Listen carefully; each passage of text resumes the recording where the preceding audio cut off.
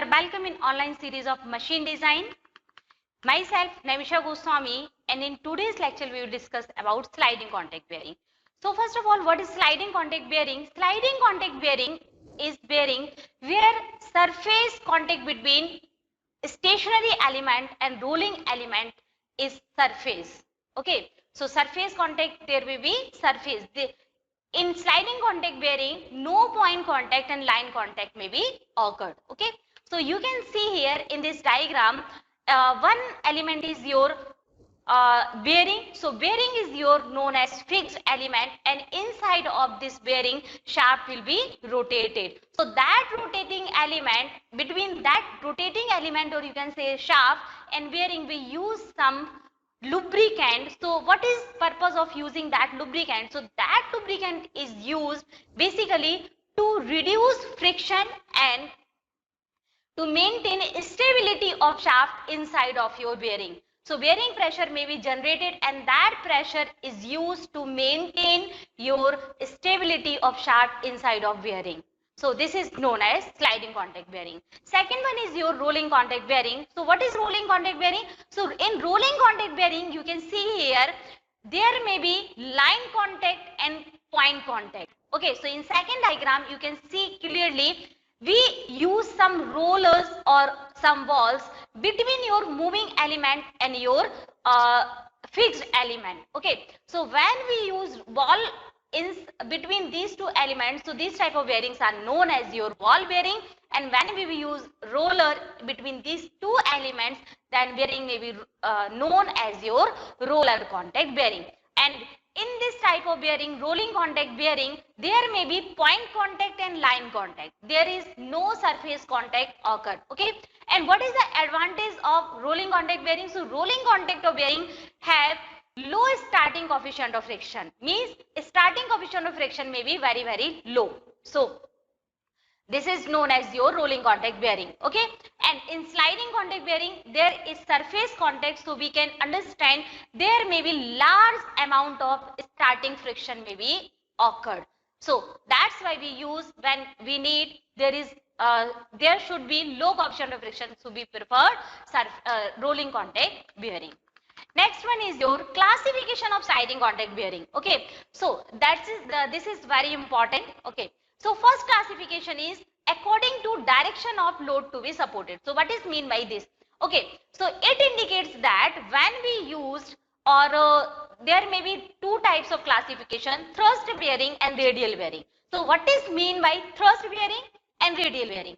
When for example, if rotational axis is your like this, okay, so when load will be supplied in same direction, so this type of bearing is known as your thrust bearing, and second one is your radial bearing. So radial bearing means when axis of rotation is this and load is applied in perpendicular direction of moving element. So this type of bearing is known as radial bearing. Okay, so in this diagram you can see here, in first case, moving element is in horizontal direction and load is applied in vertical direction. So this type of bearing is known as your radial bearing. Okay, and second is same in second diagram. This is your 2D view. In figure A, there is 2D view of this rotational element, and in figure C, you can see that load is applying on the same direction of rotation of your moving element. So this is the first classification on basis of load applied. Okay, next classification is according to angle of contact. So there may be 360 degree angle contact may be occurred between your between your moving element in your fixed element. So this type of bearing is known as full joindral bearing, when angle of contact of bearing with the joindral is 360 degree. Okay, so what is the mean by joindral? Okay, because in your syllabus there is hydrodynamic bearing, hydrodynamic joindral bearing. So what is the mean by joindral?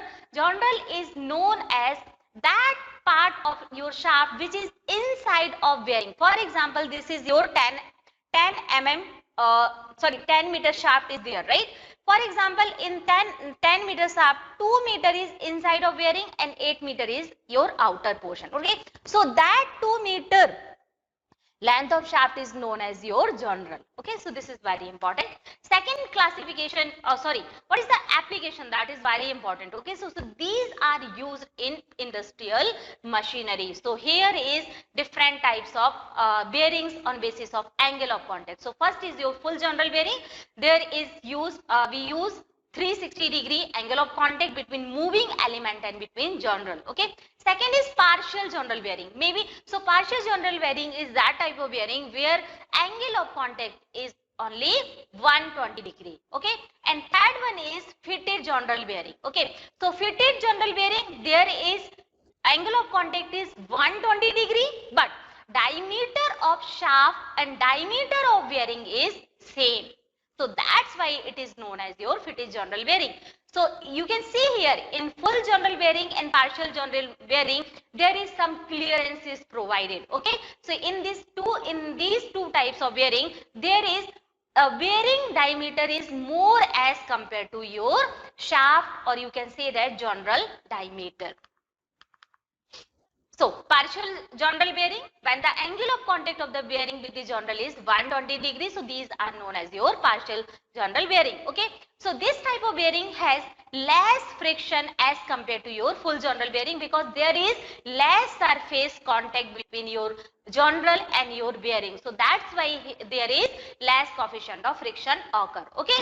So but they can be used only when load should be carried out only in one direction. So you can see here I have highlighted this one. Okay. So load where we use partial journal bearing, so there where we need load should be carried out in only one direction. So what is the practical example?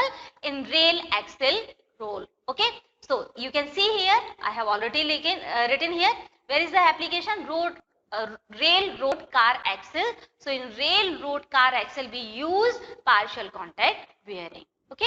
Next, so what is clearance bearing? So partial, where diameter of bearing is more as compared to your diameter of journal. So these type of bearings are known as your clearance bearing. So under this category, full journal bearing and your partial journal bearing may be come. Okay. Fitted bearings, when these are also partial journal bearing, but there is no clearance and diameter of the journal and bearings are equal. So these type of bearings are known as your fitted bearing. Okay. So I have already explained this diagram with example. Next is your according to the thickness of layer of lubricant between the bearing and journal. This is very important, right? So how much thickness we will use between your bearings and journals. So on that basis, one more classification is there. So first is your thick film lubrication, thick film bearing. So what is the mean by this? Means there where we use thick film lubrication. Okay. So the thick film bearings are those in which the working surface are completely separated from each other by the lubricant. What is the mean by this sentence? So it indicates that when surface of your shaft and surface of your bearing will be totally completed, separated between each other. So this type of bearing is known as thick film bearing. Next is your thin film bearing. So what is mean by thin film? Thin film means where lubricant is present but working surface partially contact time to time with each other. Okay, for momentary, not continuously but for momentary. So this type of bearings are known as thin film bearing. Okay.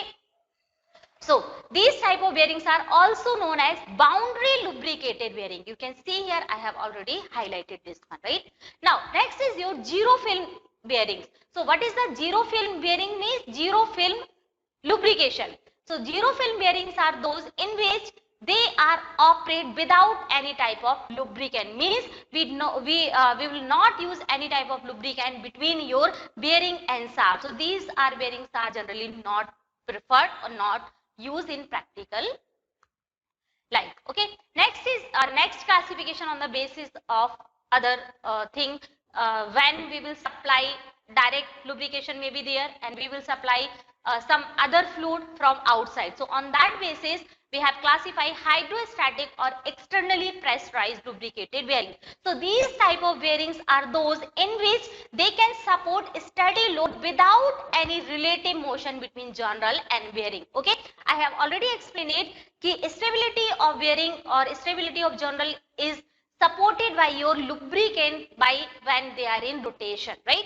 But in this case, steady load carried out without any relative motion. So means there is no motion between journal and bearing. So how? So this is achieved by forcing any type of external or pressurized lubricant between the members.